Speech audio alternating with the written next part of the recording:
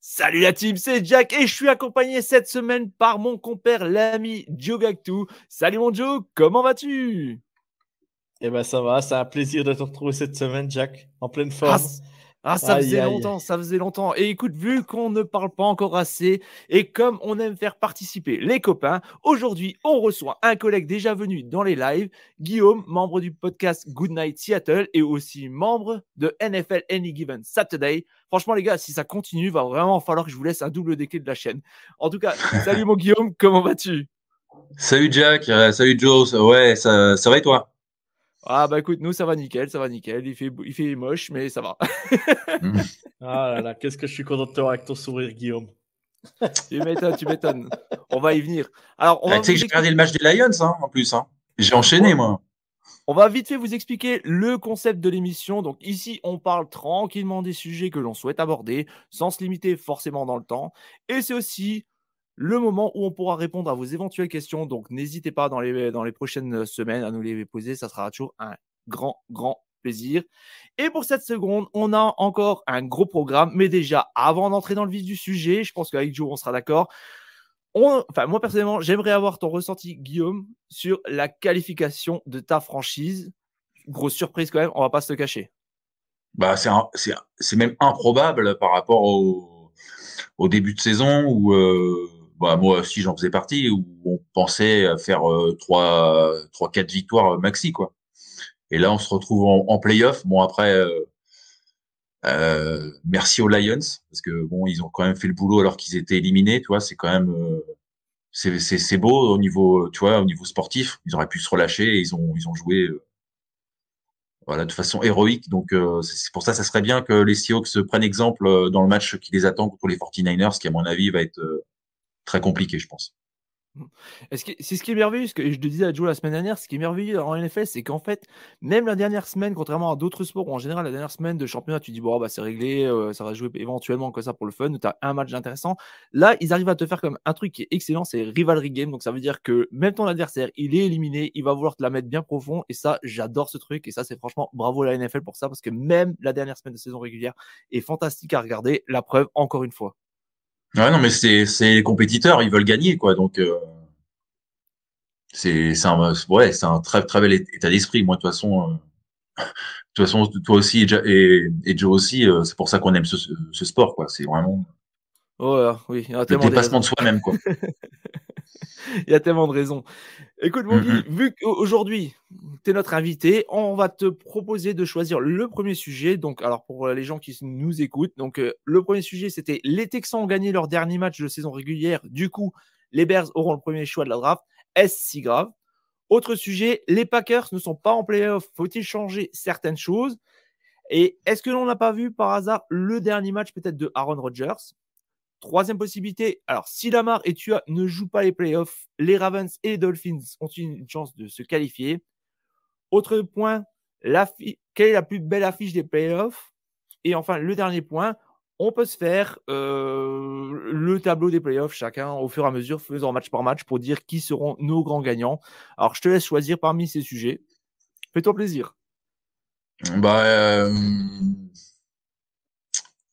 ah, je peux choisir ce que je veux parce que je me dis peut-être que si je prends les playoffs, tout de Comme suite, tu ça veux, c'est toi qui va. choisis. Non, non, non, il n'y a pas de souci, il n'y a pas de souci. Fais-toi plaisir. Ok, bah, on va commencer par l'affiche la plus belle des playoffs. L'affiche la plus belle des playoffs. Ok, donc, bah écoute, est-ce que tu veux prendre la main? Ouais. Alors, Moi, je pense que c'est vrai qu'il y en a, il y en a tellement. Euh, j'ai envie de dire San Francisco 49ers Seahawks, mais bon, non. Je pense que là, c'est le match qui va être le moins serré. Ouais, tu peux quand même, Euh, hein. Tu peux quand même, hein. ouais. Non, mais enfin, bon, on les a vus cette saison lors des deux confrontations. Ça a été assez difficile pour les Seahawks, quoi. Donc, je pense que les 49ers, ça va être. Enfin voilà, moi, je pense qu'ils vont aller au Super Bowl. Donc, comme ça, c'est réglé. ils ont une bonne chance, ouais. Ouais. Je pense que c'est l'équipe la plus. Je vois une finale de conférence, mais on verra peut-être après contre les Eagles. Je les vois en finale de conférence contre les Eagles, les 49ers. Mais sinon, j'ai envie de voir la revanche Buffalo Bills contre les Dolphins, parce que bon, ils ont quand même perdu en saison régulière. Après, bon, c'est vrai que leur problème de QB, ça va être difficile, mais voilà, je pense que ça va être une belle affiche quand même. En sachant que Tua n'est officiellement pas là. Ouais. C'est sûr, c'est Mais officiel. Bridgewater peut peut-être jouer. Hein. Aujourd'hui. Ce serait pas mal, quoi. Ce serait pas mal. Ouais. Ah, j'espère, parce que Skylar Thompson, contre Buffalo en premier tour de playoff, ça risque vraiment d'être à Buffalo. C'est chaud, c'est chaud. Et toi, Monjo, dis-moi, qu'est-ce qui te fait rêver? Alors, moi, j'ai le Tampa Bay Cowboys qui me plaît bien. En plus, ça sera le dernier joué, donc ça sera peut-être pas une grosse affiche au niveau du score, mais on sait que Tampa les a battus 19-3 sur le premier match de saison. Ça peut être vraiment un match un peu à part, on va dire. Donc je sais pas, c'est une affiche qui me plaît. J'aurais eu Lamar qui était sûr de jouer ou en pleine forme en pleine possession de ses moyens. J'aurais dit Bengals Cincinnati. Bengals Cincinnati, oui. Les Bengals contre les Ravens, pardon, excusez-moi. Mais là, je vais dire carrément les Jacksonville Jaguars contre les Los Angeles Chargers, parce que ce match, il promet, mais tu peux pas. Justin Herbert, Trevor Lawrence, les deux équipes sont quand même, je vais pas dire identiques, mais se battent un peu avec les mêmes forces. Austin Ekeler,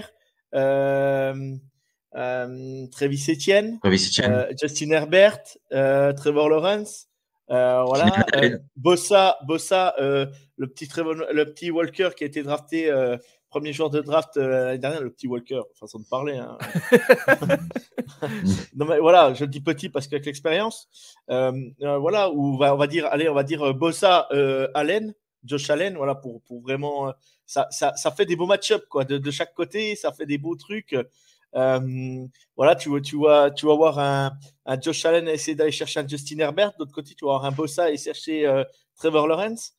Ouais, ça peut être sympa, quoi. Ça peut être sympa. Derrière, les running backs de chaque côté sont plutôt agréables à regarder. Des receveurs plutôt sympas aussi. Cette affiche, elle me hype, quoi. Elle me hype. Bon, déjà, parce qu'aussi, il y a les petits joueurs de Clemson qui sont dedans. Et ouais, et puis les Chargers. Les Chargers, en fait, c'est l'équipe que en fait, tu peux pas les détester. Même s'ils sont à la division de Kansas City, j'arrive pas à les détester. C'est comme les Bengals. Il y a trop de joueurs que j'aime bien dans ces équipes. Et je peux pas les détester. J'adore ces joueurs. J'adore les joueurs et leur façon de jouer. J'adore. Et puis Justin Herbert, enfin en playoff. Et quel plaisir d'aller le voir en playoff enfin, quoi. Bah écoute, personnellement, je vais te rejoindre sur le match des Jacks contre les Chargers. Même si c'est vrai que Tampa contre Dallas, ça peut être intéressant aussi. Mais Jaguars contre Chargers, je crois que c'est le match avec le plus haut potentiel de surprise, parce qu'on sait vraiment pas où est-ce que ça va, dans quel sens ça va vriller entre les deux, quoi. Après, par contre, le match, le match par contre où j'ai peur que ça risque d'être une grosse rouste, c'est celui entre les Bengals et Baltimore. Parce que là, j'ai vraiment très très peur. Si Lamar Jackson n'est pas là, je vois pas avec quoi ils vont répondre offensivement contre les Bengals, qui sont bien équipés en défense et qui en attaque sont prêts à tout détruire, quoi. Donc ça pourrait faire, même si c'était l'équipe B la semaine dernière, ça pourrait faire vraiment une grosse claque, ce match-là en tout cas. Lamar devrait jouer, non? Je ne sais pas, justement, j'ai pas vu d'infos passer sur le sujet. Moi, j'ai cru entendre dire qu'il devait jouer, moi. D'accord, parce qu'il était questionable la semaine dernière déjà. Comme tu as d'ailleurs, et d'ailleurs tu as, il était en protocole commotion la semaine dernière. J'avais encore regardé aujourd'hui, mais c'était ce matin.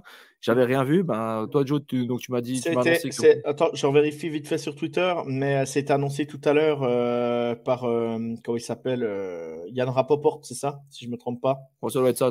En général, c'est 80% des chances que ce soit lui, quoi. Ouais, ça soit lui. Donc, tiens, je l'ai là. Hop, attends. J'aime pas faire un blanc comme ça, mais voilà, pas de souci.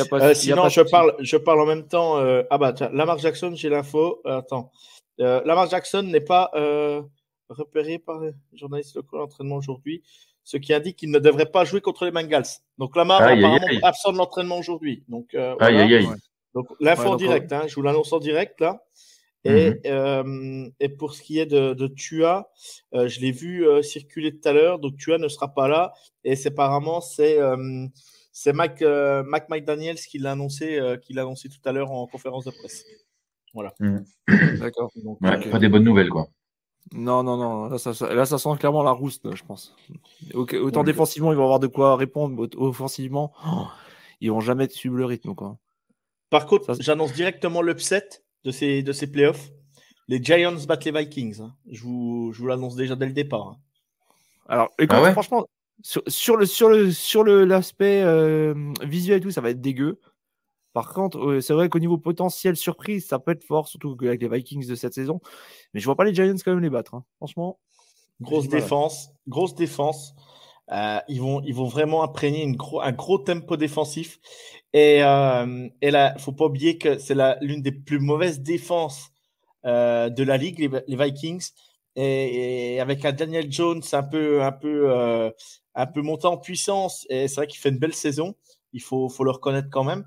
Et des receveurs qui commencent un peu à montrer le bout de leur nez.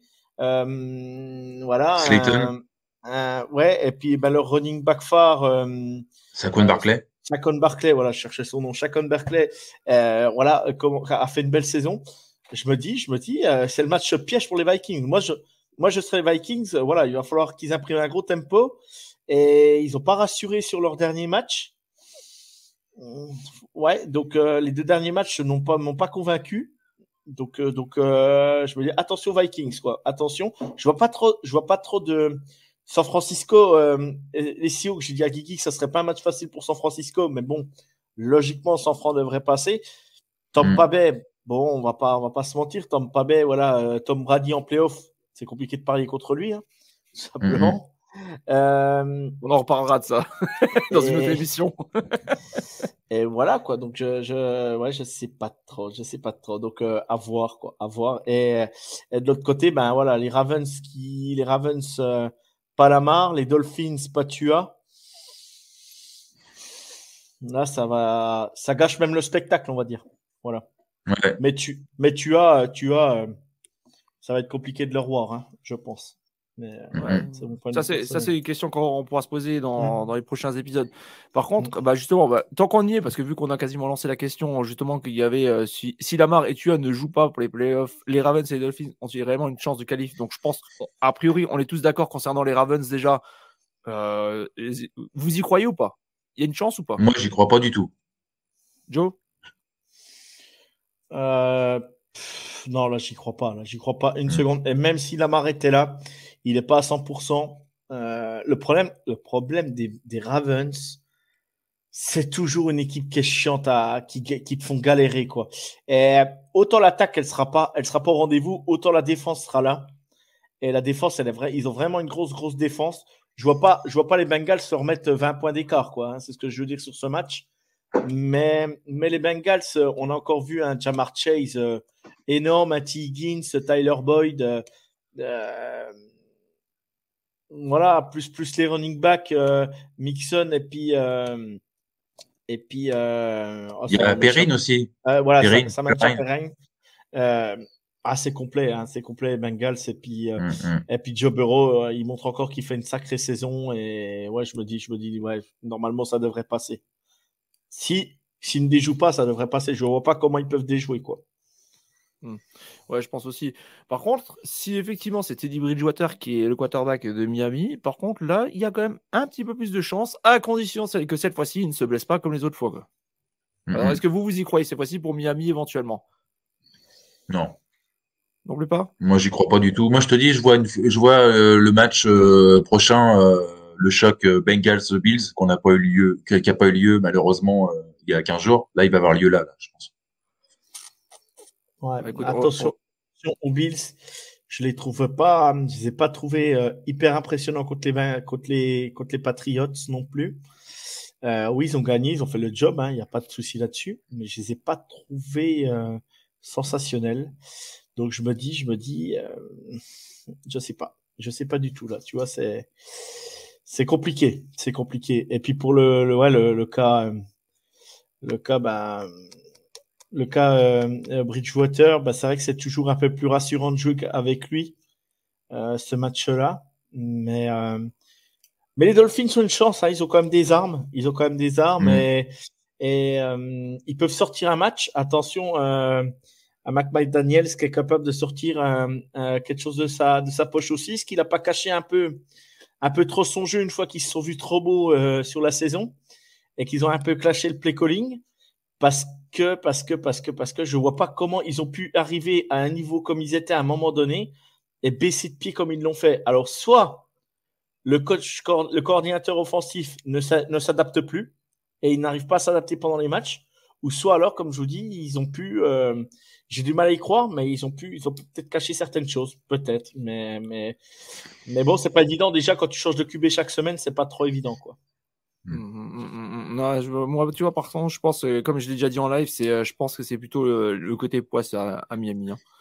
Ça, perso, moi, c'est que ça, quoi. Parce que quand t'as ton quarterback 1 qui se blesse et ensuite t'as ton quarterback 2 qui se blesse dans le même match quasiment à chaque fois, tu passes en troisième. Le troisième, c'est un rookie qui forcément n'a pas pris les snaps avec l'équipe 1. Effectivement, tu peux pas faire grand chose. Et puis même, qu'est-ce que tu veux qu'il fasse? Ok, tu as des cibles, mais bon, il faut une connexion. Il faut qu'une connexion se crée avec les gars. Donc forcément, le gars, il ne peut pas, quoi. Il ne peut pas le faire. Et puis, il n'aura pas forcément la poigne pour parler à un Tyreek Hill, à un Waddle ou à un autre joueur de dire, écoute, c'est moi le patron, comme ça. Et je vois mal le truc. Ah, Waddle, il peut encore, parce que Waddle, c'est un homme de collectif, pas un homme de stats, et Waddle, c'est sa deuxième saison. Donc même si c'était un joueur d'Alabama, c'est encore un jeune, hein, c'est un sophomore, on va dire, dans la ligue. Voilà, donc il peut encore s'adapter. Mais tu vois, t'as quand même attention quand même, les Dolphins, ils ont quand même un peu d'orgueil quand même malgré tout. On l'a vu sur le dernier match, même si c'était compliqué contre les Jets. Après, quand c'est des matchs coupe-gorge comme ça, ouais, ils ont gagné 9-6. Tu peux pas trop te fier aux résultats parce que c'est toujours des matchs compliqués. On l'a bien vu en match de division, on a bien vu les Packers. Voilà, c'était des matchs de division, ça reste toujours compliqué, quoi. Surtout quand tu à la limite de prendre la porte dans le nez, on sait que l'équipe en face, elle va essayer de te faire chier jusqu'au bout. Donc, c'est ce que tu as dit, Jack, aussi plusieurs fois. Et je me dis, attention, ils ont quand même Ryan Mostert, Terran Masted. Voilà, ils ont Hill, ils ont Waddle, ils ont Gesicki. Il y a quand même du monde. Hein. La défense des Bills, il va pas falloir qu'elle s'endorme. Hein. À un moment donné, il va pas falloir qu'elle s'endorme et il faudra qu'elle reste attentive parce que Bridgewater, il peut t'envoyer des ballons à 45 yards, il n'y a pas de problème. Il sera là pour les récupérer ou Waddle seront là en 50-50. Hein. Donc, je me dis, attention, il ne faut pas s'endormir. Et on sait que les Bills n'aiment pas reculer quand ils défendent. Ils n'aiment pas ça. Eux, leur force, c'est qu'ils avancent. S'ils sont prendre dans le dos par des vitesses par Hill ou si l'équipe est coupée en deux, la défense est coupée en deux entre les safety, les corners ou les corners et les linebackers, on l'a bien vu l'année dernière avec Kansas City, ça a fait vite la différence. Un Tyreek Hill qui va à 2000 à l'heure, tu ne le vois plus. Un Waddle, c'est la même chose. Hein. Donc attention. Sur le papier, les Bills sont favoris, il n'y a aucun problème, mais il ne faudra pas qu'ils s'endorment. Hein. Parce que quand tu annonces quand même les Dolphins, ce qu'il y a sur le papier, c'est quand même pas mal en attaque. Et puis la défense n'est pas dégueulasse, quoi. Voilà, donc attention. Ouais, mais après, tu vois, jusqu'à il y a quelques jours, je t'aurais dit, ok, je te suis là-dessus. Par contre, à Buffalo, il s'est passé un truc tragique. Mais ce truc tragique est en train d'aller mieux parce que le joueur en question va mieux. Il est revenu à Buffalo notamment. Je pense que ouais, tant mieux, effectivement. Mais je pense que justement, ce truc-là, ça va être comme j'aime bien le dire, ça va être le fighting spirit. Ouais, je pense que tu vois, c'est le truc, tu vois, qui pour lui, ils vont vouloir gagner. Et je pense que là, ils vont vraiment être soudés comme jamais. Ouais. Et c'est le coup de boost il aura fallu presque une tragédie. Il aura fallu ça. Mais là, franchement, je crois en leur victoire. Rien que pour ça, déjà, parce que je pense que ça leur a donné un coup de fouet. Déjà, en plus, Buffalo aime bien se faire peur et se fait avoir au moins 2-3 fois dans la saison. On l'a vu l'année dernière, on l'a revu cette année. Ils se sont fait avoir une fois contre les Dolphins. Ils ne se feront plus avoir cette fois-ci. Je sais pas. Attention au sursaut d'énergie. Le trop d'énergie, des fois, je te l'ai déjà dit, peut te peut te jouer des tours. Donc, attention. Je dis pas, hein, bien sûr, c'est une bonne chose. Et bien sûr, c'est une bonne chose pour Damar Hamlin qu'il soit rentré, qu'il ait quitté l'hôpital. Tant mieux pour lui, tant mieux pour sa famille. C'est très bien comme ça. Il est rentré à la maison. Il peut prendre soin de lui, être avec ses proches, c'est le plus important. Et les Bills, on leur souhaite le meilleur. Hein. Même moi, si je suis un fan de Kansas City, je leur souhaite le meilleur. Et puis après, ça va se jouer à la régulière. En tout cas, le match Bengals, si ça se va comme ça, de Bengals Bills, on va dire en divisional round, va faire très mal. Hein. Parce qu'alors là, faut payer sa place pour voir le match. Hein, parce qu'il ne faut pas le louper, celui-là. Il va être exceptionnel. Hein. D'ailleurs, les gars, vu qu'on enchaîne et tu parles justement de divisional round, alors rigueur, ce qu'on peut faire, ce que je vous propose, c'est on se fait les playoffs jusqu'à la finale, tant qu'à faire. Vu qu'on a déjà bien entamé le sujet. Donc, alors, objectif. Hein je serais pas objectif. Après, écoute, t'auras tort, c'est pas grave. Ça t'arrive aussi dans le caucus, voyons. Tu peux t'arriver. J'ai encore gagné la semaine dernière, Jacques. Oui, mais bon, écoute, on était tous les deux pro Lions dans tous les cas, quoi. Oh non, tout le monde t'a entendu dans le caucus, t'étais pour les Packers. Écoute, j'avais un dossier à défendre, j'avais un client à défendre, je devais me battre pour lui, quoi. Je n'allais pas dire, ça pue, ça sent le fromage, ça m'intéresse pas. Mais monsieur le juge. Ils étaient sur une bonne ligne, les Packers. On en parlera après. On parlera après. Donc, ok. Alors, le premier match, Bills contre Dolphins. Alors, vous dites qui, vous? Bills. Bills, normalement Bills. Ok. Donc, on a dit tous Bills. Bills est la tête numéro 2. Autre match. Maintenant, j'ai plus ma feuille. Je vais essayer de la retrouver. Si quelqu'un Chargers. Non, Ravens Bengals. Ravens Bengals. Alors, on dit, je suppose qu'on va tous dire Bengals. Donc les Bengals, c'est tête de série numéro 3. Par contre, les Bengals, s'ils perdent là, c'est une désillusion. Hein. Parce que s'il n'y a pas Lamar Jackson et puis qu'ils perdent là, c'est presque un accident qui ne devrait pas arriver pour eux. Quoi. Ça serait quand même assez monstrueux. Quoi. Franchement, ça serait une bombe là. Ouais. Et enfin, je pense le match le plus indécis en wild card en AFC, le Jacksonville Jaguars contre Chargers. Moi, je vais dire les Chargers. Moi, j'ai dit Jaguars. Alors, qu'est-ce qu'on fait? On dit celui qui a le plus de votes? Oui, bien sûr. Je vais partir sur les Jaguars aussi. Je trouve qu'ils sont dans un meilleur. Ils sont en train de step up, quelque chose de malade. Et j'ai envie de croire en eux aussi, quoi. Moi, je dis les Jacks parce que j'ai pas envie de jouer les Chargers en divisional round. Mais non, je trouve là, parce que justement, quand on préparait ce week-end en NFL, je faisais le truc et puis je voyais qu'il y avait quand même pas mal d'incertitudes côté Chargers. Donc c'est pour ça que j'ai envie de partir sur Jacksonville, mais c'est vrai que ça va être un match de malade, ça va être un match très, très indécis. C'est l'un des plus ouverts. Hein. C'est l'un des plus ouverts. Hein. Je crois que c'est peut-être même le plus ouvert avec le Giants Minnesota. Alors maintenant en NFC, donc on a déjà le premier match. On a San Francisco donc contre Seattle. Vous voyez qui? San Francisco. Yo. J'aimerais bien voir les Seahawks, mais bon. Il y a peu de chance. Je serais prêt à mettre des Seahawks de 2 points. Oh là là. Mais non, je vais dire. Geno prolongé. Je vais dire San Francisco, mais je le dis à Guigui depuis hier. Hein. Je lui dis attention, ça ne sera pas un match facile. Et on sait que des fois, San Francisco, ils sont capables de sous-jouer leur match, je ne sais pas pourquoi, et je ne sais pas. Guigui, si les Seahawks gagnent, je ne sais pas ce qu'il va falloir que tu fasses pour moi. Hein, mais... Oh là, on te veut en live, hein, on te veut en live le samedi ou le dimanche. Hein, pas de souci. Je dis San Francisco, mais je vous promets que mon cœur n'est pas loin de voter Seahawks. Hein. Sur les paris, c'est pas dit que je ne mette pas les Seahawks. Hein. Écoute, moi je vais dire San Francisco. J'ai absolument rien contre Seattle, je les aime bien et tout, je suis très content pour eux. Je ne m'attendais pas du tout, je me suis fait aussi avoir et puis mais à coup pas encore une fois. Mais San Francisco, c'est un peu mon équipe de cœur de l'année. Je vais croire en eux, quoi. Franchement, je crois en eux aussi. Est-ce qu'on parle après, est-ce qu'on parlera un petit peu des Seahawks quand même ou pas après dans les thèmes là? Oui. On peut en ajouter un, quoi. Il n'y a pas de problème. Hein. Ouais. Parce que j'ai pas mal de trucs à dire sur eux. Donc, vu que Guigui était là, c'était pour un peu en parler avec lui. Super. C'est l'occasion de faire un petit quart d'heure sur les Seahawks, quoi. Ça marche. Ok, bah écoute, on se le note pour après. Alors, ensuite, match numéro 2 en NFC, on a les Vikings du Minnesota contre les Giants de New York. Alors, vous me dites qui, messieurs? Moi, je dis les Vikings. Vikings une fois. Moi, je dis Vikings aussi. Moi, j'adore Jefferson, même les Giants. Je sens trop les Giants les bouffer. Je sais pas pourquoi, mais. Ok, bon, bah, donc on part donc au vote. On dit donc Vikings qualifiés.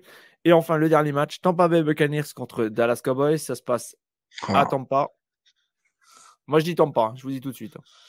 Moi, je vote pas contre Tom Brady, moi, Tampa aussi. Je vote pas contre Tom Brady. Ouais, moi, j'ai bien peur que Tom Brady nous sorte un petit match de derrière les fagots. Donc, ouais, je vais mettre Tampa, ouais. D'accord. Ok, donc pour le Divisional Round, on aura en AFC donc les Chiefs numéro 1, les Bills numéro 2, les Bengals numéro 3 et les Jaguars numéro 5.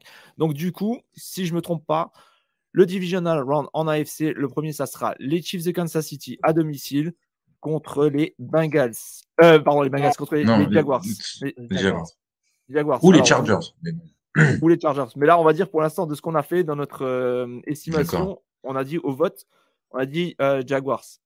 Alors, big surprise, un peu comme l'année dernière ou Chiefs. Tous les jours. Joe, est-ce que j'ai besoin de te poser la question? Non, t'as pas besoin, mais est-ce que vous avez vu le jeu comme il s'est ouvert le dernier match contre les Raiders un petit peu?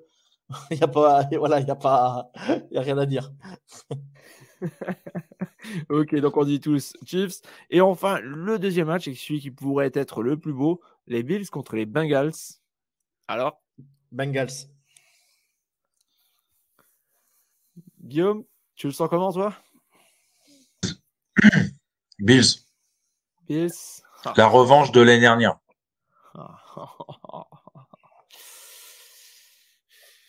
Moi, je vais dire Bills aussi. Allez. Donc, Bills, passant. Ensuite, NFC. Donc, on a Philadelphie, numéro 1, San Francisco, numéro 2, Vikings, numéro 3 et Tampa, numéro 4. Donc, le premier match, ça serait Philly contre Tampa. Match revanche de l'année dernière aussi. Tampa.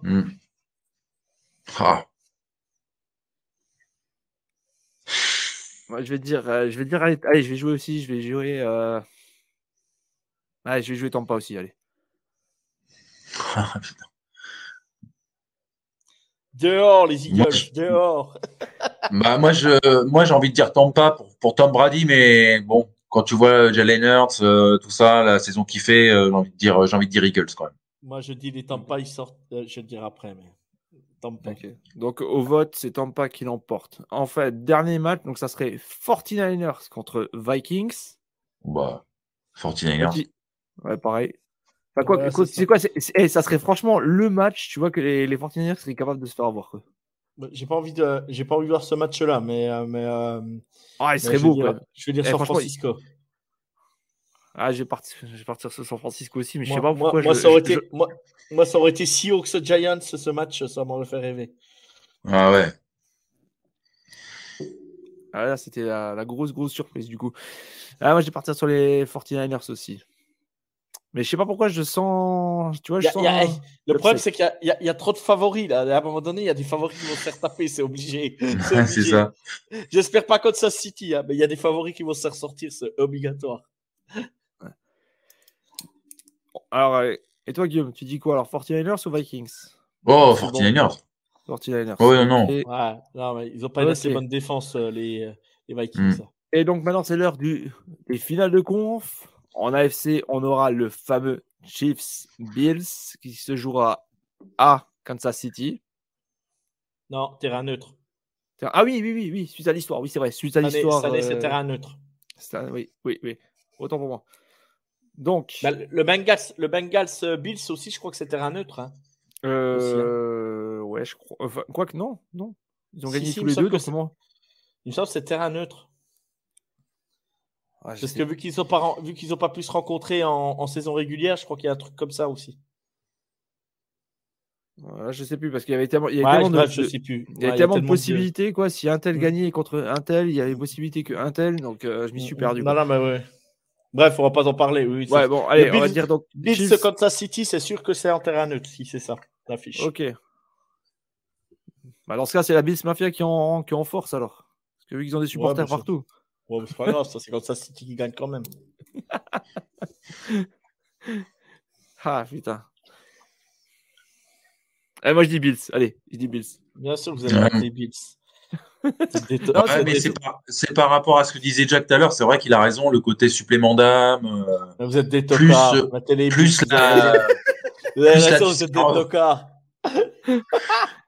la revanche de l'année dernière. Je pense que les Bills ils vont gagner. Après. Bon bah Joe, je suis désolé. Un niveau prono. Je suis désolé, mes excuses, mais les Chiefs du coup sont dehors en finale de conf. La revanche. Selon nous, hein, ça va peut-être pas se produire. Hein. Précise bien quand même.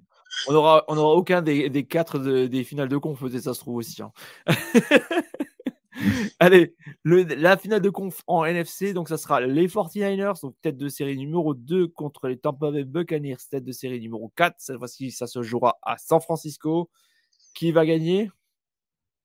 Et je crois qu'il me semble que Garoppolo pourrait être de retour normalement, je crois, en finale de conf.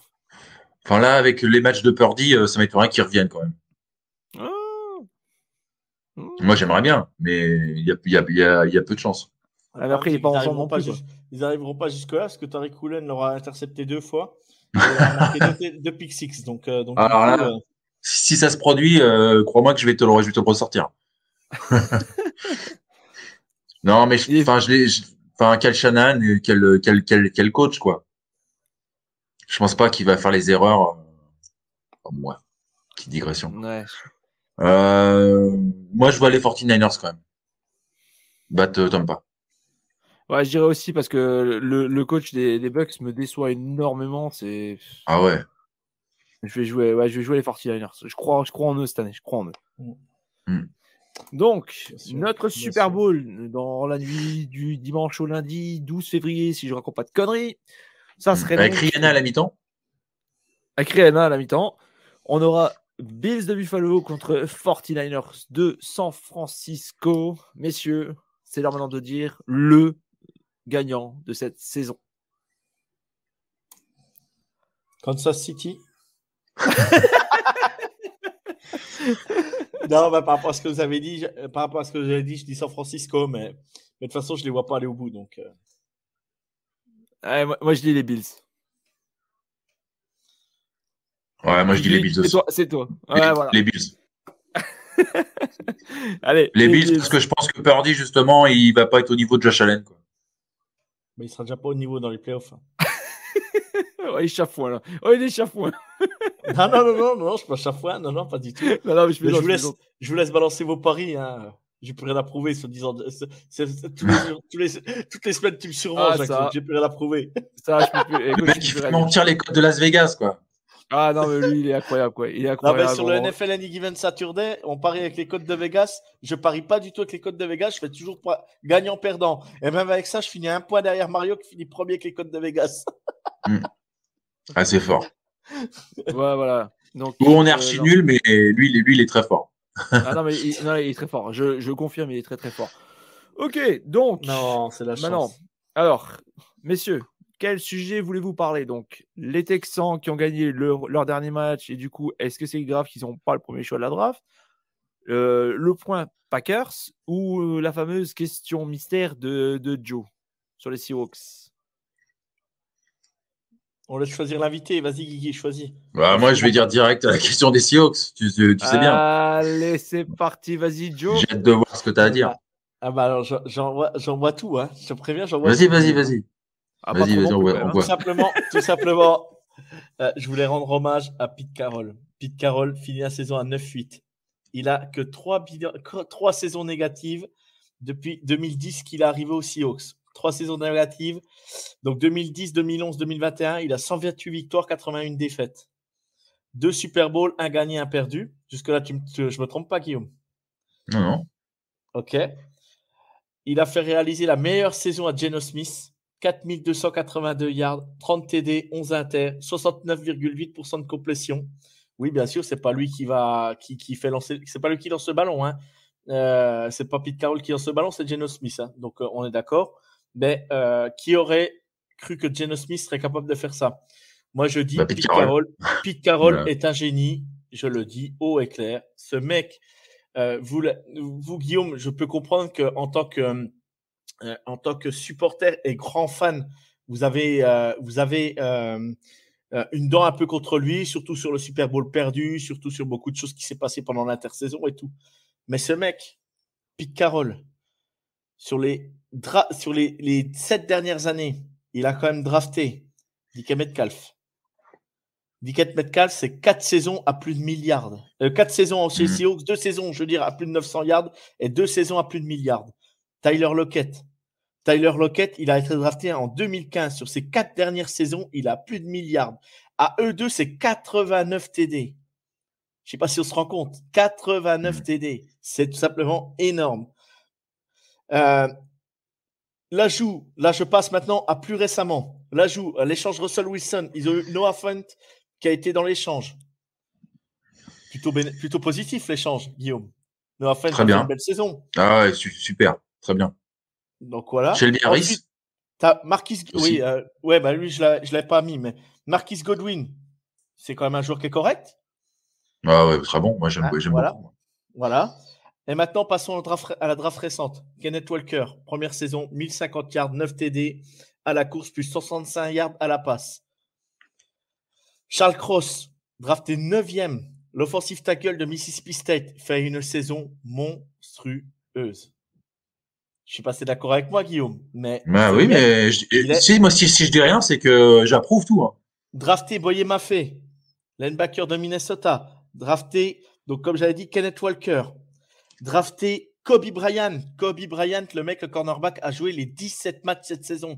Oui, par moment, il a des oublis et tout. Mais c'est un rookie, tout simplement. Le mec, il est freshman en NFL.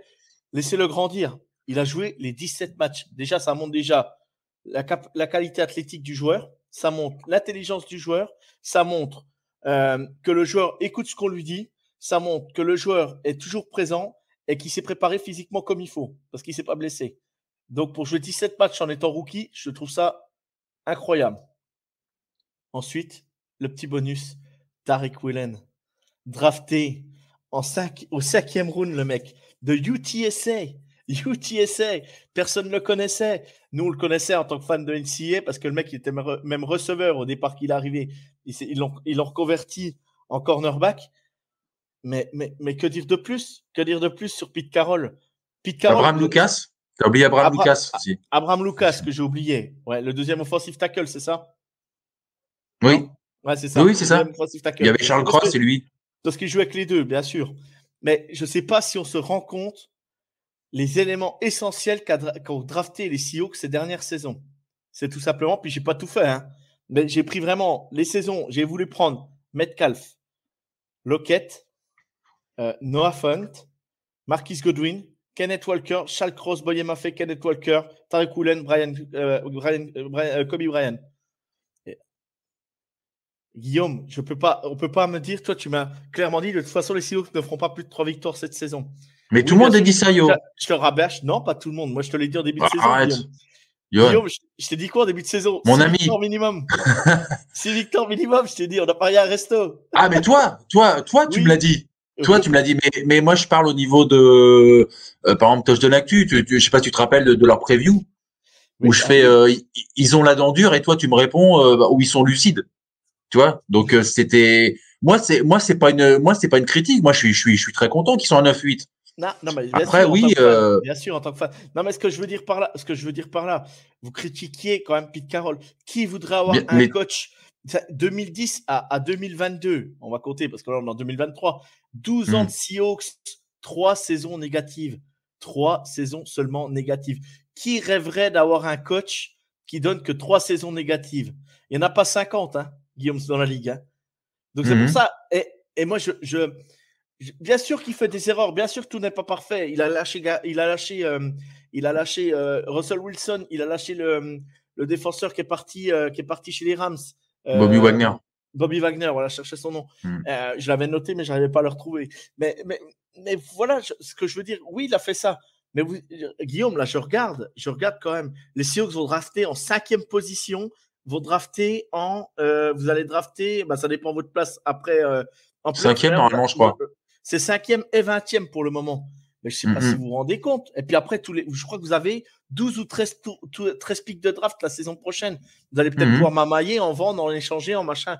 Pourquoi pas? Mais t'imagines, avec ce que je viens de te citer, qu'est-ce que va faire encore Pete Carroll? Il peut te renforcer ta défense parce que l'attaque tourne plutôt bien. C'est plutôt pas mal ce qui se passe. Il a drafté les offensive tackles qu'il fallait. Il faudra peut-être encore renforcer un peu la ligne.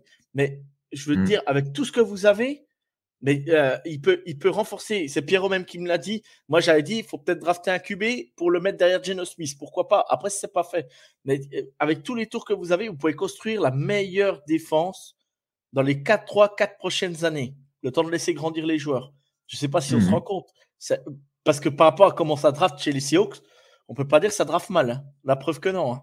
Non, ça drafte pas mal. Mais moi, par rapport à Pete Carroll, puisque c'était ça, moi, je vais pas dire non plus que c'est une pipe complète. Il a quand même fait des belles choses, tu l'as rappelé. Après, je pense qu'il y a un traumatisme du Super Bowl 49 qui rentre en ligne de compte. Et puis aussi, c'est au niveau aussi du play calling qui est des fois un peu frileux. Ils jouent pas les quatrièmes. Des fois, ils lancent des mouchoirs rouges alors que tu vois bien que tu peux pas remporter le challenge. Oui, c'est plus ça, tu vois. C'est plus le côté moi, j'ai envie du play calling. Et je vais juste finir après. Je te laisse parler, Yo. Excuse-moi. Faut aussi parler de Shane Waldron aussi, le coordinateur offensif qui a lui fait un boulot de dingue aussi, tu vois. Donc, qui c'est qu'il a mis en place? Le succès de Pete Carroll, c'est aussi son succès, tu vois. Bien sûr, mais qui c'est qu'il a mis en place? Et voilà, c'est le coach. Je crois que c'est le coach le plus vieux de la ligue, c'est ça, hein, Pete Carroll, si je me trompe pas. Avec Belichick, hein. 72 ans, je crois. Ouais, je crois que c'est les 2 plus vieux.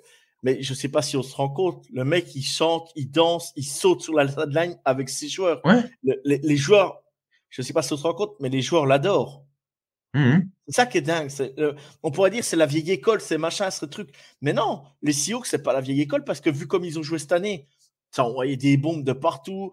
Ça jouait. Bien sûr qu'il y a des défauts, tout n'est pas parfait. Bien sûr que Pete Carroll, il est dans sa mouchoir rouge, Guillaume. Bien sûr qu'il y a le traumatisme du Super Bowl. Peut-être qu'il la retenterait jamais comme ça. Voilà, c'est comme ça.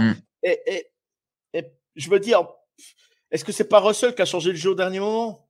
On n'en sait rien. C'est ce que je veux dire par là. C'est ce que je veux dire par là. Je sais pas, j'en sais rien. On le saura jamais. Non, mais de toute façon, Russell aurait dû changer le jeu à ce moment-là, tu vois. Ou aussi, il aurait dû changer le jeu. On est d'accord. Il y avait Marshall Lynch juste à côté. Je pense que ça faisait pas un pli. Mais bon, après. Mais tout ça pour dire, ça, c'est ce qui fait qu'il reste humain, quoi. Tu vois, moi, je vais prendre à Kansas City. Andy Reid, c'est un génie. Mais à Kansas City, ils perdent aussi, hein. Donc voilà, c'est ce qui fait que permet, ça les laisse humains de faire des erreurs. Ça reste humain et à n'importe quel âge, on est en âge d'apprendre de ses erreurs. C'est ce que je veux dire. Bien sûr. Exactement. Et je me rappelle le discours en début de saison avec tes collègues du Good Night Seattle. Arnaud et Sylvain. Et puis même toi dans la NFL Any Given Saturday. Ouais, mais puis Carroll, faut le changer, il est dépassé, il peut plus, machin. Les mecs, il vous a fait mentir toute la saison. J'écoutais encore bien sûr. l'autre jour, il disait Geno Smith, il prend pas de risque. Mais je sais pas si on se rend compte, là, à un moment, le touchdown qu'il lance le week-end dernier, à un moment donné, ça faisait longtemps qu'il avait fait ça. Hein. Ça faisait au moins 5 matchs qu'il avait pas fait ça. Hein. Moi, je l'avais pas vu faire une action depuis au moins peut-être un mois et demi, une belle action comme ça. Mais tu sais, quand tu joues les playoffs, et puis à un moment donné, tu sais, au début de saison, tu joues un peu libéré. Et plus les taux se resserrent, plus tu joues un peu moins libéré, je pense. Et Geno Smith, il s'est dit, la preuve, on l'a vu faire plein d'interceptions ces 4 derniers matchs, quoi. Il a 11 inters, et encore, c'est pas catastrophique. Il a moins d'inters que Patrick Mahomes. Faut quand même se mettre ça dans la tête. Oui, je vous écoutais, il prend pas de risque sur ses petits lancers, machin. Mais un Tom Brady, quand il a été gagné les Super Bowls avec les Pats, tout le monde se plaignait qu'il faisait des petits screens, des petites machins. Ouais, ça fait avancer l'équipe, ça va avancer l'équipe. Bon, je comprends pas Geno Smith à Tom Brady. Voilà, c'est ça. c'est ça. Reprends-toi. Non, mais loin, je suis loin de crier au génie. Geno Smith, c'est très bien pour lui, c'est parfait. Mais ce que je veux dire par là, Guillaume, quand vous dites qu'il prenait pas de risque, après, c'est peut-être aussi des consignes qu'il avait et se dire, et puis, tu sais, quand tu joues, quand tu sens que la pression arrive et que on se resserre, tu joues un peu moins libéré. Et ça peut arriver. On l'a vu avec Trevor Lawrence, le dernier match contre les Titans, c'était plus le même Trevor Lawrence que ses 5 derniers matchs, quoi. Parce que c'est des matchs qui comptent et c'est limite des matchs de playoff. On l'a bien vu. Hein. Votre kicker qui a quasiment été parfait toute la saison, Jason Myers, il la met sur le poteau, quoi. Et voilà, tu peux te dire, j'ai dit là, ça y est, c'est le tournant du match, quoi. Et non, en fait, ça a tout changé. Tout ça pour dire, voilà, Pete Carroll, 128 victoires, 81 défaites et 3 saisons négatives. Bravo, chapeau l'artiste. Et il peut partir comme un prince parce que c'est incroyable ce qu'il a réalisé, quoi. Voilà, c'est mon Après, je vais juste rajouter, mais bon, de toute façon, ça fait partie de la NFL. Bon, il a quand même vachement de réussite aussi sur certains matchs au niveau de. Tu vois, là, le dernier match contre les Rams, on récupère le ballon sur un punt parce que le mec touche le gars et on marque le touchdown que tu parles là, de Geno Smith. Donc, tu vois, c'est toujours aussi. Mais bon, après, ça fait partie du jeu. Hein. Kansas City, ils vont gagner le Super Bowl. La réception de Tariq Hill, Mahomes, s'il envoie le ballon, il est en 4e et je sais plus combien. S'il passe pas le ballon là, il gagne jamais le Super Bowl. C'est ce que je veux dire.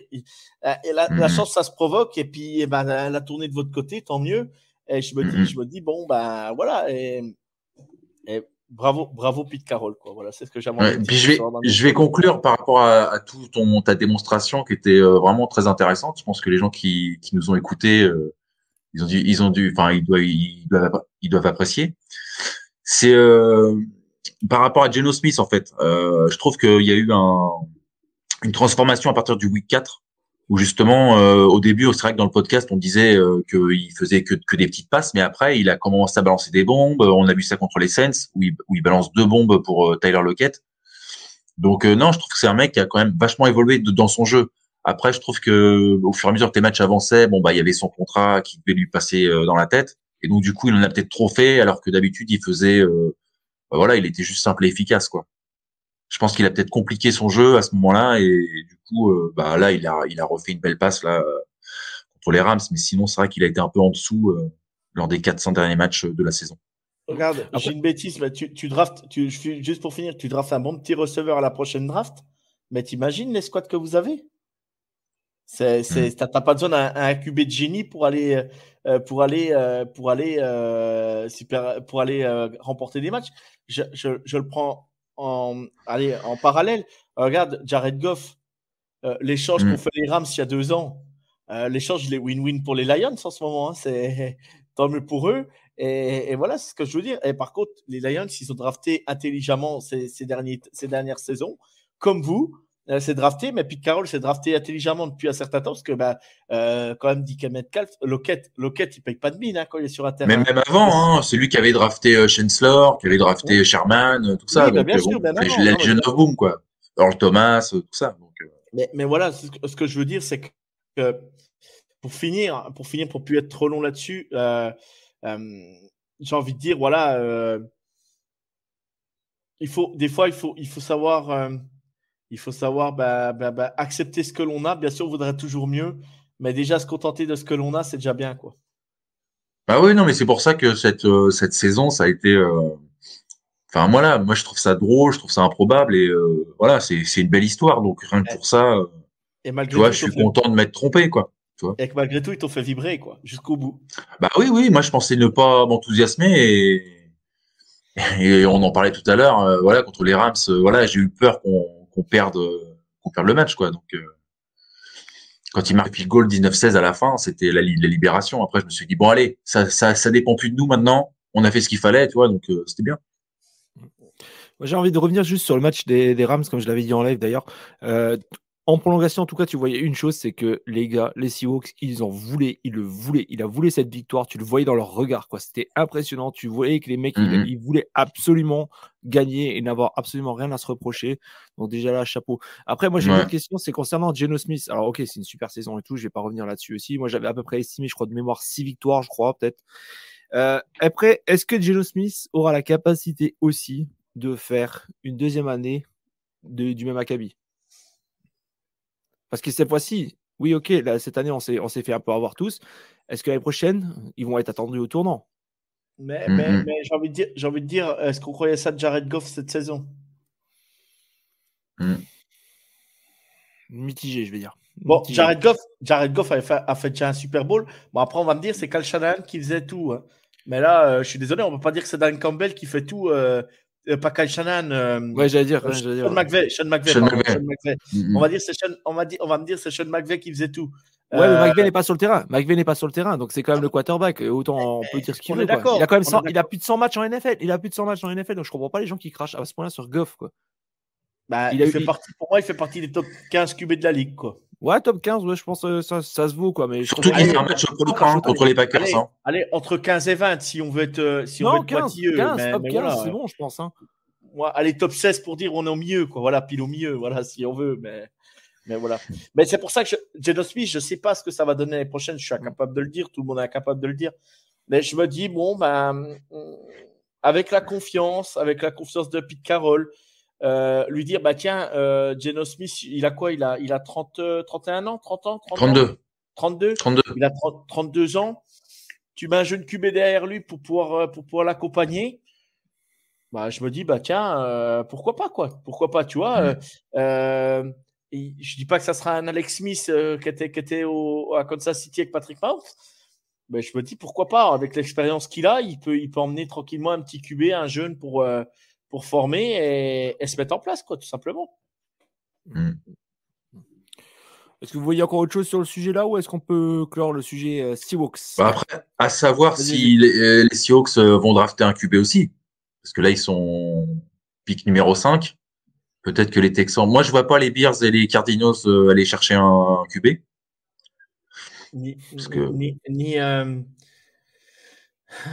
Les Colts, peut-être. Ouais, moi je pense que les Texans vont peut-être prendre Bryce Young et peut-être les Colts vont peut-être nous piquer au dernier moment CJ Stroud. Parce ça, par exemple, tu peux appeler Arizona pour faire un échange, quoi. Par exemple. Ouais. Tu sais, tu leur donnes, je sais pas, tu leur donnes ton deuxième, on va dire ta 20e place. Tu leur donnes ton 20e choix, ils reculent de 2 places, puis ils prennent ton 20e choix. Je me dis, ça peut être pas mal, quoi. Hein. Ouais. Moi, je pense qu'il va y avoir des tractations. De toute façon, il va y en avoir. Déjà, je pense que l'objectif, c'est quand même de prendre un QB. Je sais pas. Il y a Pierrot qui m'a fait douter sur le débat Seahawks, tu vois.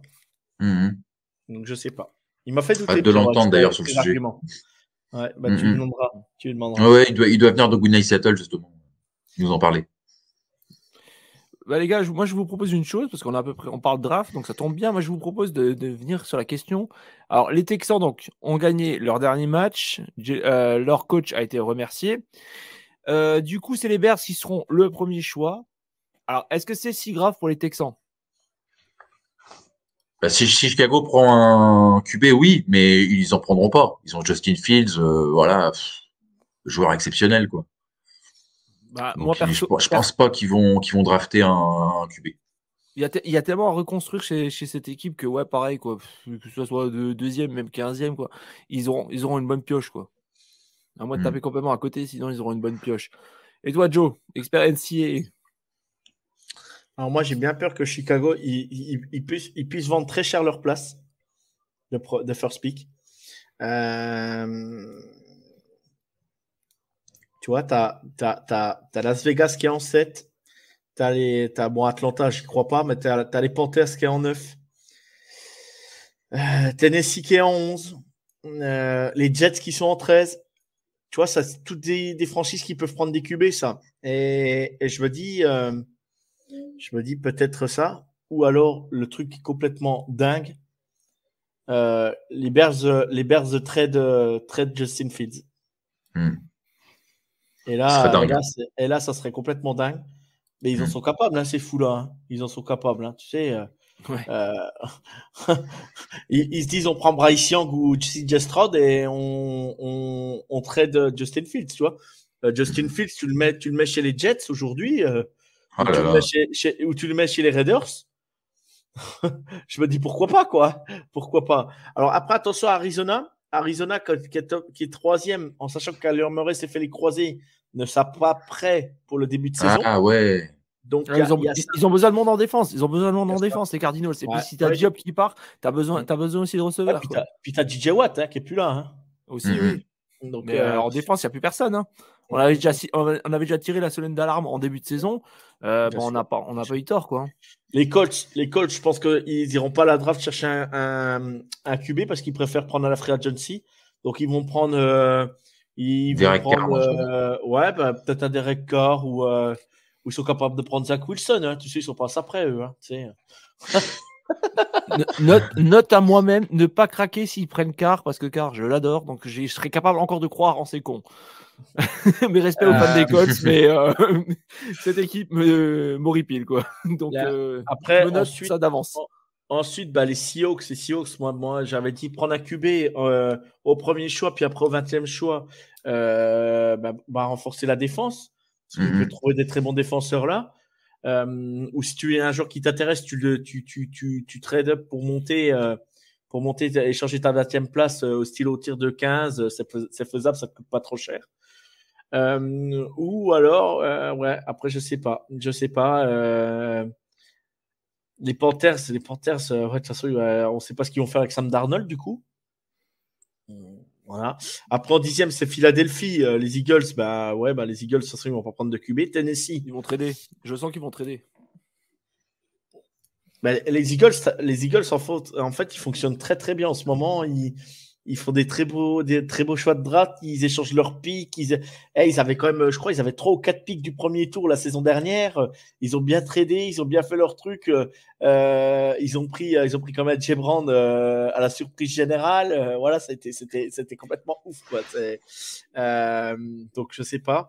De mémoire d'ailleurs, c'était l'ancien assistant GM, je crois, c'était une Québécoise qui est partie, je crois, chez les Browns cette année. C'est ça, il me semble. Ouais, il me semble que c'était ça. À savoir que Houston, ils ont le 2e et le 12e pick. Donc voilà. Après, tu as les Jets. Les Jets, les Jets, ils vont prendre un QB, c'est sûr. Les Jets, ils vont essayer de trouver quelque chose. Hein. Il y a Zach Wilson. L'effet Zach Wilson, c'est fini. Et puis Mike White, pardon. Aujourd'hui, je pense qu'ils vont le garder en tant que QB backup, quoi, parce que tenir une saison avec ce QB là, je pense pas. Mais par contre, c'est un très bon backup. On va pas se plaindre, quoi. Hein, donc voilà. New England. Alors là, je suis perdu avec eux. Je sais pas ce qu'ils vont faire. Et puis on sait que c'est pas trop des gens plutôt à échanger leur pic pour monter et tout. Ils sont plutôt en attente. Ils sont capables de même laisser leur premier tour. Tu sais jamais, jamais trop quoi.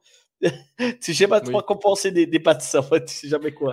Après, personnellement, tu vois, je préférerais qu'on échange nos 2 premiers tours de draft de cette année et de l'année prochaine pour prendre DeAndre Hopkins. Hein. Alors là, je signe des 2 mains, des 2 pieds, de tout ce que tu veux. Non, mais il va venir à Kansas City, tu cherches pas. Salary cap, tu rigoles. Il va être au-delà de 28, il va être à 28 millions. Il va être à 28 millions. On est libéré en salary cap, on a plus il. Ouais, mais bon, attends, il va falloir prolonger. Ça ferait mal. Hein. S'il venait aux Chiefs, Andrew Hopkins. Faut prolonger qui? Je sais pas, mais il doit y avoir du monde à prolonger, à coup sûr. Après, j'ai pas les contrats. Pour un an, Tooney, Kadarius Toney, il a signé pour un an. Voilà, donc il y a des joueurs qui ne seront pas obligés d'être signés chez nous, quoi. Ouais, mais dans ce cas, concentre-toi sur ta défense aussi, parce que c'est pas forcément toujours non plus une grosse garantie. Hein. Bon, après, les Cardinals, je pense que tu prends un DeAndre Hopkins, ils seront pas contre. Et puis lui, je pense qu'il va pas vouloir partir dans une franchise un peu moyenne. Il veut aller peut-être pour aller gagner un Super Bowl, quoi. Donc, il va retourner aux Browns avec son pote. Bah oui, c'est ça. Il vient des Texans. Ouais, mais lui, il va partir avec son copain Deshaun Watson. Ah, pardon. Voilà. Oh là. Non, je suis pas sûr qu'ils sont vraiment potes à ce point. Ah bon Pourtant, ils avaient une belle complicité. Hein. Ah, ils étaient plus sur le terrain. Ils étaient plus avec JJ Watt, hein, je crois. Ah, je sais pas. Parce que c'était un des deux qui avait attiré l'autre au Cardinals, d'ailleurs. Mais franchement, je le vois plus sur Riders, moi, Diop. Avec Brady, tout ça, je vois bien un délire comme ça. Ah putain. Je vois bien un truc comme ça. Il y a du monde, hein, alors, dans ce cas. Mais pareil, aujourd'hui, Green Bay, est-ce qu'ils vont. On ne sait pas trop là, ce qui s'est passé avec Aaron Rodgers, on en parlera après. On ne sait pas trop, il y a Jordan Love, on verra bien. Washington, va leur falloir un QB à un moment donné. Il y a plein de QB à la free agency. Cette saison, il y en a plein. Hein. Donc, grave. on va voir ce qu'il faut. Pittsburgh, ils vont continuer normalement. Détroit, je pense qu'ils vont continuer avec Jared Goff. Ils vont peut-être drafter un QB au 4e tour, quoi, tu vois, pour dire qu'on draft un deuxième QB, le former derrière Goff, pourquoi pas. Mais ils vont pas drafter un QB tout de suite, ça c'est sûr. Tampa, de toute façon, Brady il s'en va. Donc, il y a grande chose qu'il soit là-bas l'année prochaine, mais qu'il soit à San Francisco.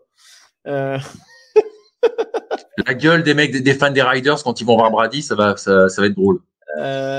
Seattle, alors qu'ils lui ont craché dessus toute sa vie. Ouais, c'est pour ça. Les Seahawks, pour ça va être drôle. Bien.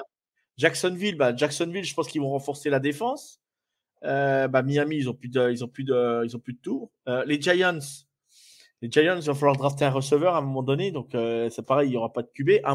Pareil, on ne sait pas ce qu'ils vont faire avec Daniel Jones. Ils iront chercher peut-être un QB à la free agency. Il a un contrat, hein, je crois, hein, Daniel Jones. Apparemment, qui va être. Il est à la fin de son quatrième. Il est à la fin de sa quatrième. Ils peuvent relever la 5e alors s'ils veulent. J'ai cru que moi qu'ils avaient. Qu'il avait prolongé. Ils vont au pire, ce qu'ils vont faire, ce qu'ils peuvent faire, c'est le taguer, quoi. Ils peuvent le taguer. Ils peuvent. Il y a la 5e année. Ils peuvent encore la. Non, mais c'est trop tard pour l'activer la 5e année. C'est trop tard. Ah oui, c'est trop tard. Si je me trompe pas, c'est trop tard. De toute façon, ça va pas se presser. Donc, au pire, il le signe pour 12 millions, 15 millions, voire 20 millions. C'est bon. Hein. Les Ravens, c'est pareil. Ça va être receveur. À un moment donné, il va falloir drafter des mecs devant, hein, ce coup-ci. De la défense, Joe. De la défense, ils vont te drafter. Et Lamar n'a pas prolongé. Hein. Lamar n'a pas encore signé. Non. Ça va être le mélodrame de l'été, je pense. Ouais, mais Baltimore, ils iront pas chercher un QB à la draft, ça c'est sûr. S'il est plus là, ils iront chercher un QB à la free agency, ça c'est pas le problème. Ils vont chercher des défenseurs, tu vas voir quand ils en sont capables. Ils sont capables. Ils vont chercher un défenseur. Non. Dallas, les Cowboys, Dak Prescott me dit soit, mais bon, je sais pas. Cincinnati, ils vont prendre la défense. Minnesota, je pense qu'ils drafteront en défense. Alors, les Broncos, c'est les Broncos qui ont le choix de San Francisco, là. Je ne sais pas pourquoi. En 29e, je ne sais plus ce qu'il y a eu comme échange. Là, les Broncos, il va falloir drafter du monde devant, hein, à un moment donné. Il faut ramener une cible en plus, pour moi, parce que la défense, elle est bonne des Broncos. Hein. Il faut ramener une cible à notre ami Wilson. Buffalo, c'est complet. Alors, eux, ils ont le choix. Ils ont un peu le choix du roi, on va dire. Hein. C'est un peu complet ce qu'ils ont. Kansas City, ils ne drafteront pas un QB, puis Philadelphie ne draftera pas un QB. Vous avez 32 choix pour faire le résumé. Mais en sachant que je crois que j'avais fait le point il n'y a pas si longtemps, j'avais regardé. Je crois qu'il y a 15 quarterbacks qui sont plus sous contrat à la fin de la saison. Qui peuvent ne plus être sous contrat. En comptant les Daniel Jones, c'est tout ça, quoi. Là, Derek Carr. Voilà. Il me semble que j'ai compté ça il y a début de semaine, je crois que c'était 15 QB. Donc, 15 QB, il y a moyen de trouver dans les franchises. Donc, les Colts, ils vont aller chercher à la free agency. Je pense que les Raiders aussi. Les Panthers, peut-être qu'ils en ont marre. Ils vont peut-être faire quelque chose. Les Jets, on ne sait pas ce qu'ils vont faire. Les Jets, ça va être compliqué, mais il va falloir quand même qu'ils trouvent quelque chose. Les Jets, c'est les mêmes limites. Ils sont même trop... 13e, c'est déjà trop haut, quoi, à la draft. Tu vois. Il aurait fallu qu'ils s'écrasent en fin de saison pour être en 8 ou en 7, ça va être, tu vois, de passer de 13 à 5, ça peut être compliqué, quoi, tu vois. C'est ce que je veux dire, quoi, par exemple. Donc, à voir, quoi. À voir. Je pense qu'on a répondu à peu près à la question. Pour moi, c'est pas si grave. Les Texans, c'est pas si grave, mais qu'ils aient perdu, les Texans, c'est pas si grave. Mais il y en a qui vont nous dire, regardez ce qui s'est passé avec les Jets il y a 2 ans. Ils ont drafté Zach Wilson à la place de drafter Trevor Lawrence parce qu'ils ont gagné leur dernier match. Donc après, toute hypothèse est bonne, toute hypothèse est mauvaise, quoi. Ce que je veux dire, tu n'as jamais de cassure. Même à la draft, tu peux drafter le meilleur QB qui était en NCAA. On en a déjà vu. Hein. hein, des Rosens, des Tim Thibault, des Johnny Manziel, des Johnny Manziel, alors que c'était des stars en NCAA, quoi. Et Non, voilà, mais bon, ça n'a jamais rien fait, quoi. ils n'ont pas forcément besoin de drafter un QB, ils peuvent partir sur autre chose, quoi. Moi, Qui ça? tu pars, les Texans, tu pars sur le meilleur joueur qui te tombe dans le bec. Moi, je suis Texan. Aujourd'hui, je suis Texan, je m'en fous, je draft pas de QB, moi. Voilà. Ah bah non, bah non. À la rigueur, tu restes sur 1000 cette année. Bah, Le problème, de toute façon, il y a un problème qui est tellement. C'est quand même un peu à Washington. Le problème est tellement profond chez les Texans. Là, comme il disait, je l'ai écouté dans TD Actu par exemple. Il disait le GM, ça fait deux années qu'il est là. Il a déjà viré 2 coachs. Déjà là, tu as un problème. De toute façon, chez les Texans, il y a toujours le problème là. C'est un peu pareil à Washington. Il y a toujours des cadavres au fond du tiroir ou dans les placards, je sais pas, enfin peu importe. Mais déjà là, c'est déjà le premier problème. Après, Mills, qu'est-ce qu'il est capable de faire? Moi, je pense qu'ils peuvent encore tester une saison. mais bien sûr. Non, mais pour moi, les Texans, c'est qu'il faut qu'ils renforcent tout. Ils se blindent à la draft. Ils blindent en free agency. Ils font tout ce qu'ils peuvent pour se blinder, que ça soit en défense, en attaque. Et les mecs, une fois que ton équipe est bien en place, que tu as une défense style Broncos, hein, que tu as une bonne défense, une bonne ligne, paf, tu draftes un QB. Et là, où tu prends un QB à la free agency, je m'en fous, n'importe. Mais à un moment donné, reconstruis déjà tes bases. Parce que là, demain, les Texans, ils draftent un Bryce Young ou un CJ Stroud. C'est comme les Bears, hein, avec Justin Fields. Tu l'envoies au casse-pipe directement, hein. Ça va faire de la tambouille, c'est tout. Ça va faire Ben, encore et toujours, quoi. Déjà, les Texans, il faut aussi qu'ils arrivent à faire venir un coach, un vrai coach, qui est capable de les remonter. Comme la Jacksonville, à Doug Peterson, qui est arrivé chez les Jaguars, je veux dire. Et ben voilà, on a vu ce que ça a donné cette année, quoi. Ouais, mais tu sais, la NFL, c'est une petite famille, donc la plupart des coachs déjà sont déjà au courant de toutes les histoires, de toutes les merdes qu'il y a chez eux. Donc crois-moi que la plupart déjà, ils ont même pas envie d'y aller, quoi. Donc déjà, les Texans, avec ce qui s'est passé un peu la saison dernière et tout, on sait très bien que le Texas, c'est un peu une franchise. Tu vois, ils essaient de lutter un peu contre le racisme et tout, parce qu'on sait que l'État, c'est pas toujours bien vu. Ils sont capables d'aller chercher un Brian Flores, hein. L'ancien coach de Miami, quoi. Tu vois, c'est ce que je veux dire, quoi. Ils sont capables d'aller chercher un entraîneur, de couleur pour faire bien passer comme un Lovie Smith cette année. On sait très bien que c'est un peu politique. Et voilà, quoi. Donc, je sais pas. C'est voilà, vous savez comment fonctionnent les États-Unis. On va pas faire un discours là-dessus.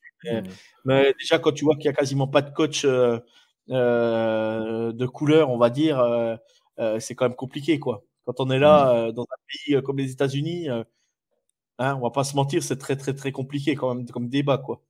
Ouais. Bah écoute, je pense pas ça.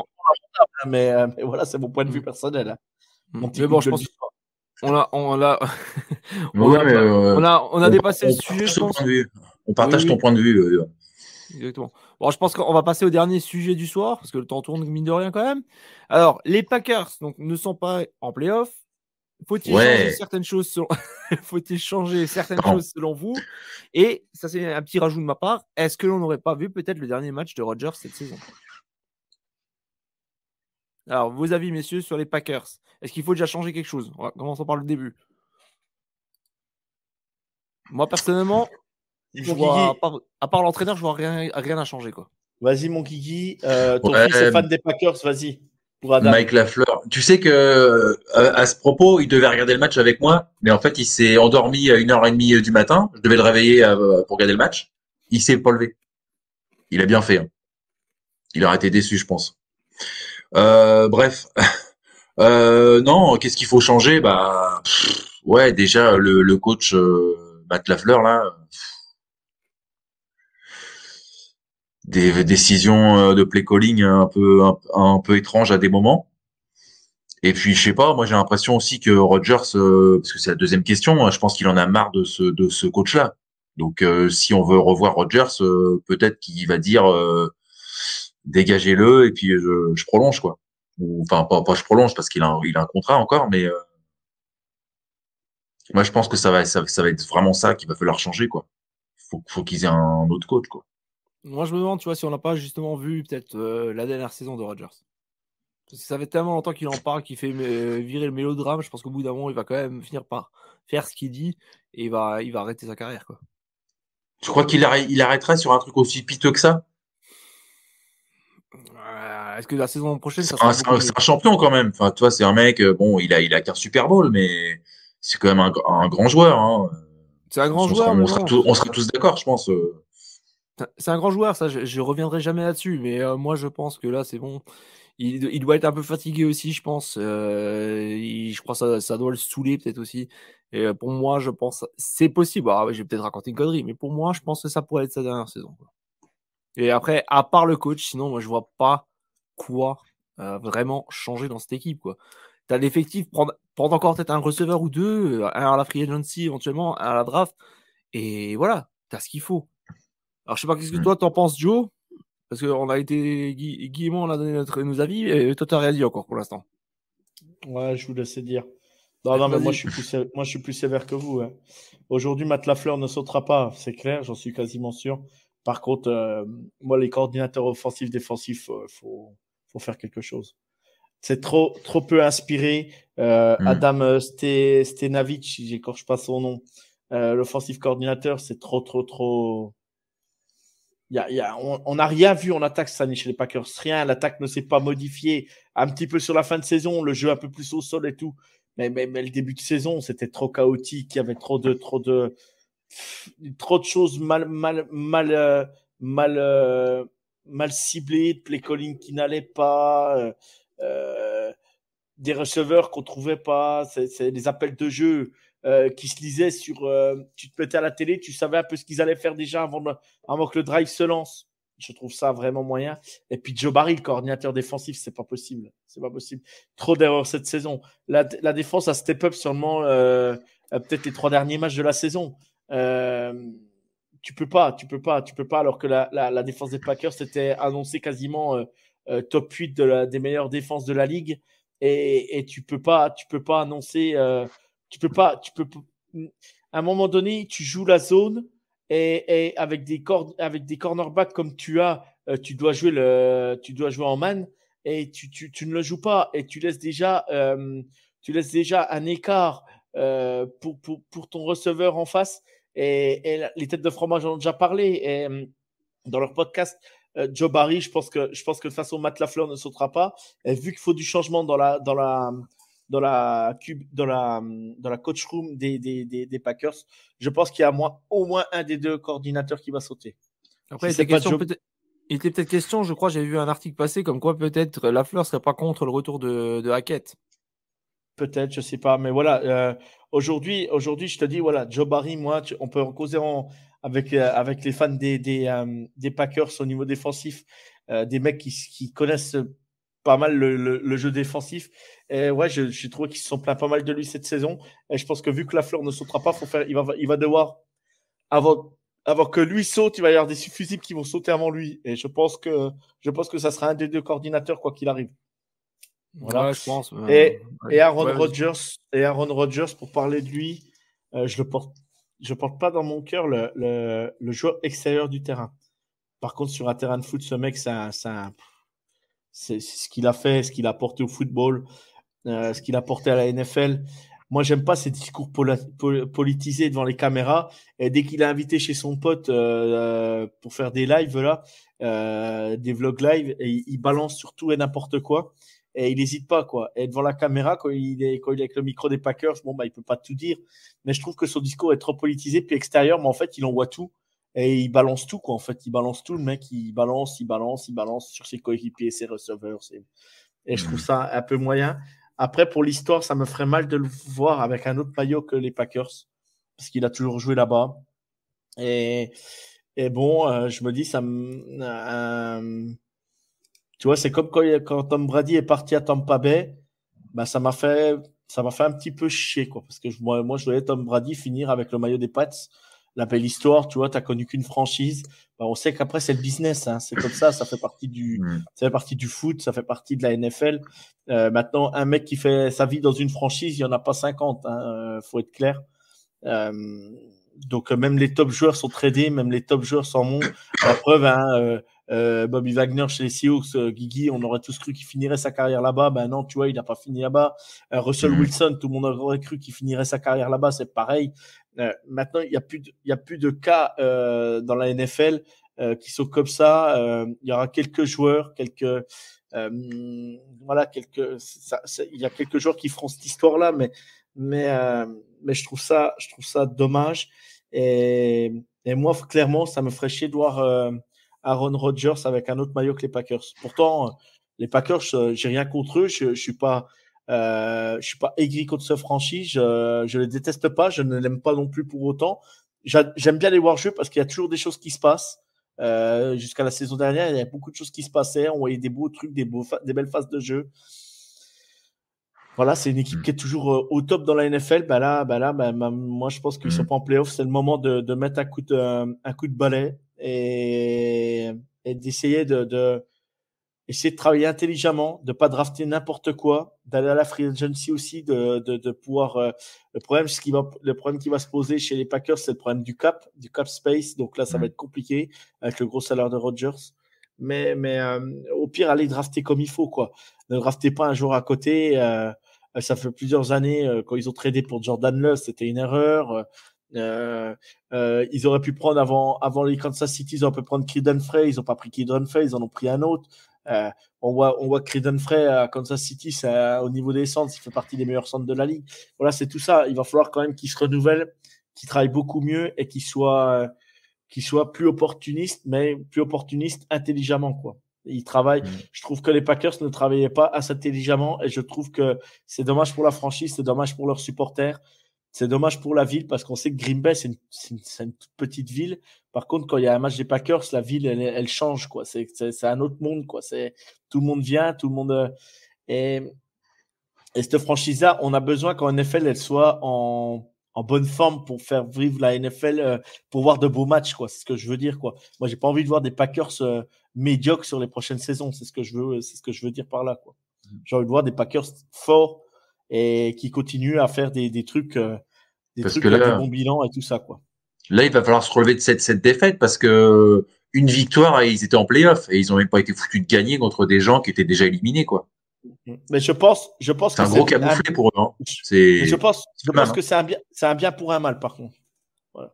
C'est un mal pour un bien, je veux dire, dans l'autre sens. C'est un mal pour un bien, ça permettra de mettre un bon coup de balai, quoi, je pense. J'espère, du moins, et je leur souhaite vraiment. Et j'ai vraiment envie de voir les Packers meilleurs, quoi. Voilà, la saison prochaine.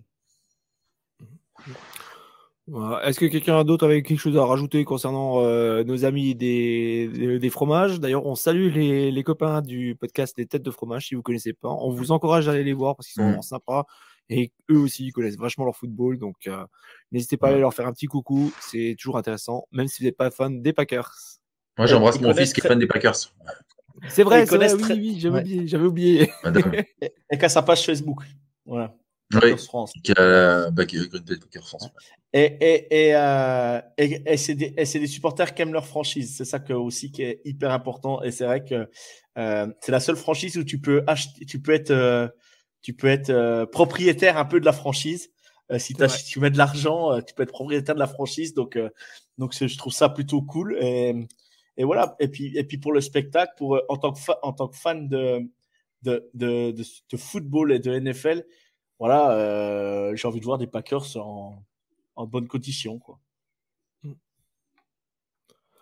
Ben voilà, je pense qu'on peut dire que c'est la fin de ce second micro libre. Donc, merci à toi, Guillaume, d'être venu le temps de cet épisode. Et est-ce que tu peux merci à toi, Jack. C'est un plaisir et tu peux revenir quand tu veux. Le micro est toujours ouvert. Est-ce que tu peux d'ailleurs nous rappeler où on peut t'entendre? Alors, avec les copains, avec Yo de NFL Any Given Saturday, donc tous les samedis sur Twitch. Good Night Seattle, on a une chaîne YouTube, donc créée cette année juste avant la saison régulière, avant la week 1. Donc chaîne YouTube, on a un Twitter, on a une page Facebook, voilà quoi. Donc venez échanger avec nous, venez débattre.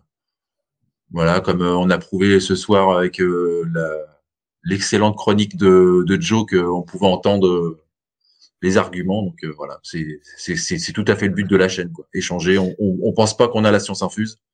On détient aucune vérité. Moi non plus, hein, je te rassure. Donc voilà. Personne là. Non, c'est par rapport au. Voilà, nous, ce qu'on disait, c'était un avis, voilà, par rapport à ce qu'on voyait des Seahawks. Hein. Évidemment que nous aussi, on aime notre franchise. Non, bah, on est toujours plus dur avec ceux qu'on aime. Exactement. Non, mais vas-y, Jack, pardon. Vas-y. Et puis, je voulais te dire aussi, merci à toi, Joe, même si tu es un habitué maintenant du podcast et que non, c'est notre chronique à tous les deux de base.